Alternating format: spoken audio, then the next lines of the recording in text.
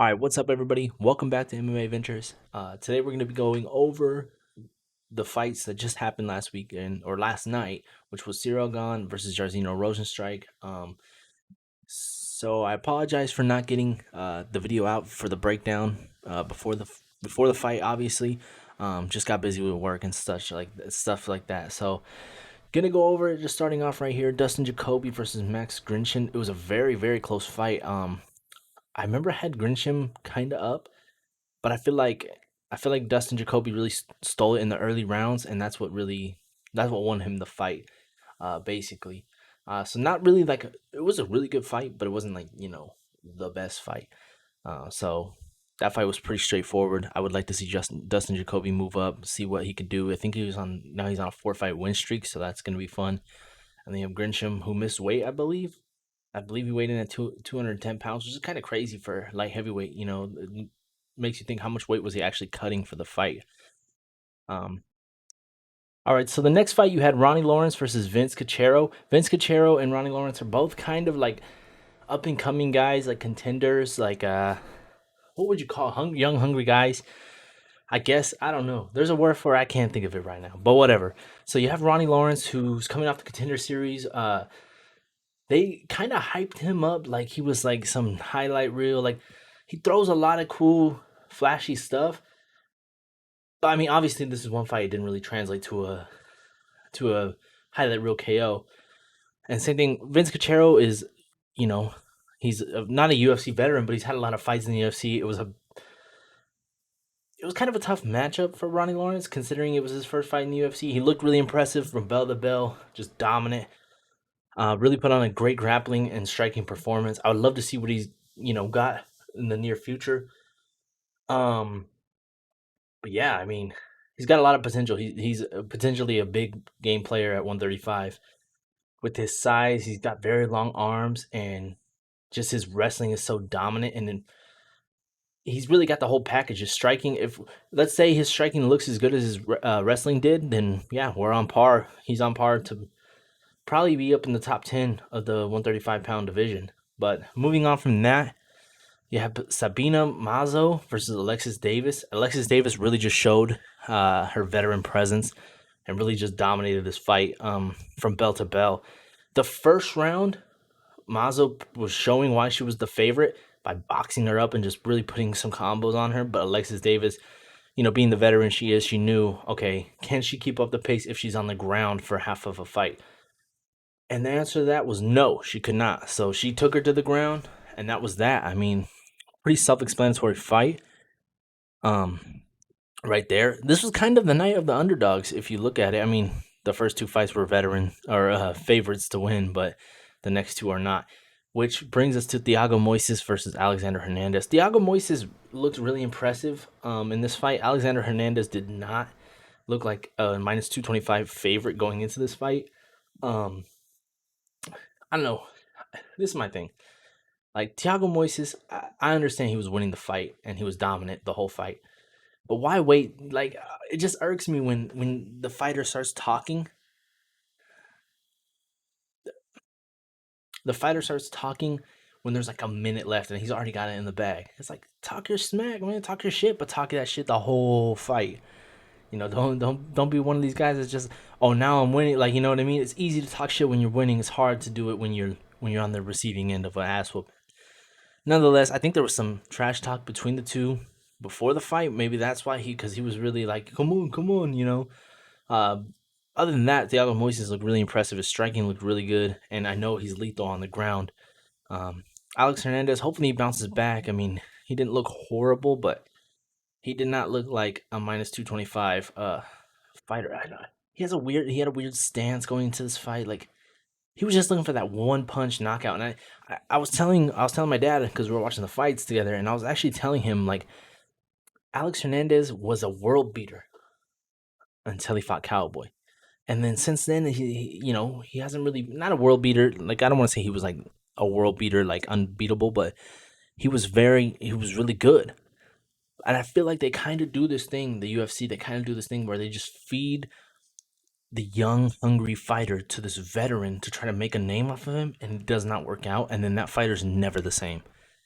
It's happened to a few other fighters. I can't think of them off the top of my head, but it's happened to a few other fighters, and Alex Hernandez fits that role. He fits that, he fits it perfectly. But let's move on to the main card. So the main card started off with Alex Caceres, you know, beating up Kevin Kroom. I guess you could say Kevin Kroom looked really impressive in his first fight in the UFC. I believe he fought Leon Roosevelt Roberts, and he beat him. And he was a huge underdog in that fight. And this fight, he was an underdog, but Caceres just showed why he was so, why he's a veteran. And it's crazy to think he's only 32, but he's been in the UFC for what seems like forever. I mean, I think he was on Ultimate Fighter 8, and God, he's still in the thing. He's still doing the damn thing. That's crazy. It's awesome. Uh, he's on a 4-fight win streak right now. So hopefully he gets some big name in featherweight, and we can actually see, maybe he's coming into his own. That would be awesome. That would be awesome for Caceres. Kevin Kroom, go back to the drawing board. Needs to work on his gas tank. I don't know if this was a short notice fight for him. It might have been. That could be the reason, but nonetheless, you got to work on that gas, man, because you can't be chasing for a takedown and then look like that. Moving on to the bantamweight division with Pedro Munoz versus Jimmy Rivera. Pedro Munoz was actually my underdog of the night. My parlay failed before anybody asks. If anybody would have asked, it failed, like it usually does.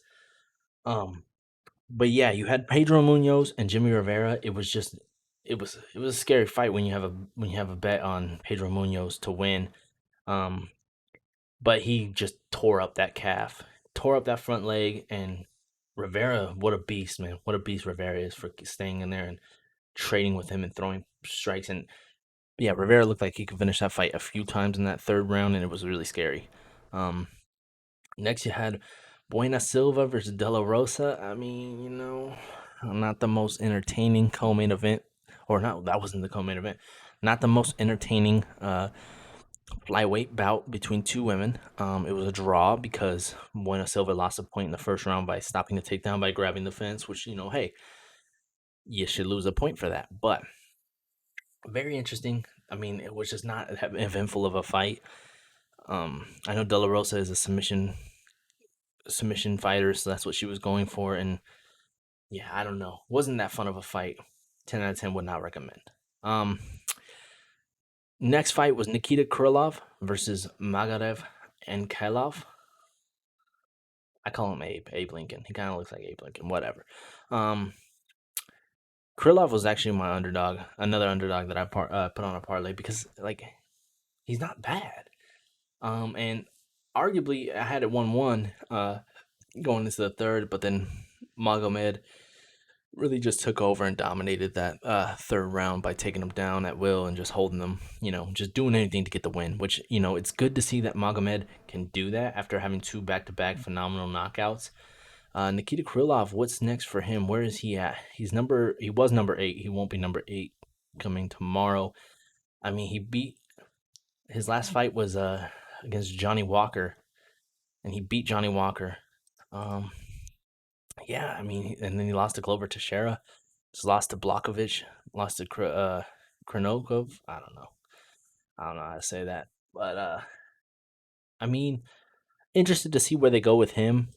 They probably swap rankings 11-8, and then Magomedov. I mean, he just goes straight up, like 2 back-to-back dominant wins, or 3 technically. This is a pretty dominant win after that. I think the first round was like the closest round, but he has so much pop in his hands that Nikita his game plan was to get him down, wrestle him, and try to tire him out, and then just ground and pound. And I believe he's a submission guy too, and submit him, but it just did not work out. I think Magomed was too strong and just pretty much dominated the fight.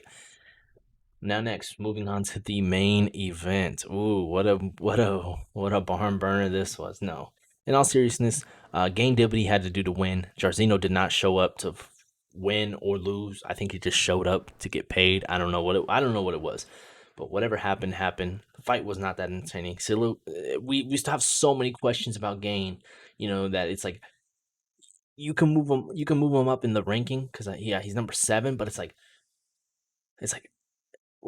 we did not get a good glimpse of him. We saw him, jab and jog, pretty much. That's what he was doing the whole fight, it seemed like.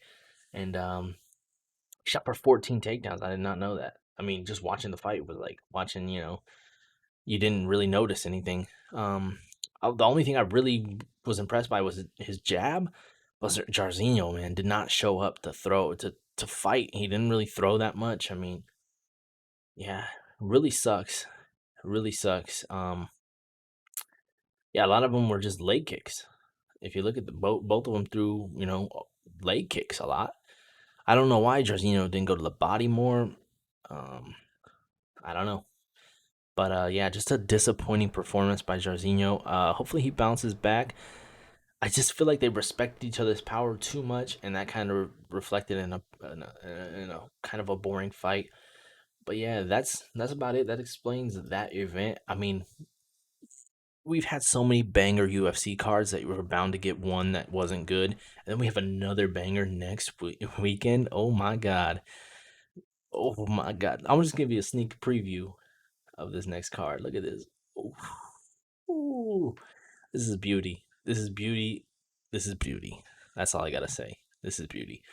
Now, pray, no COVID, no nothing like that happens. Knock on wood.